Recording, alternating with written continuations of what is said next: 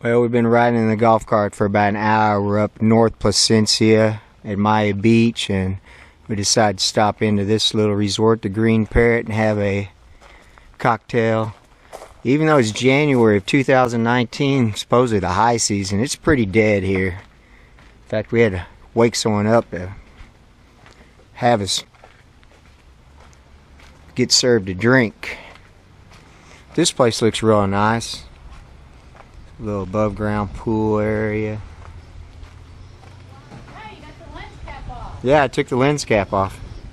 Helps to film without a lens cap. We got to stop. We came from the further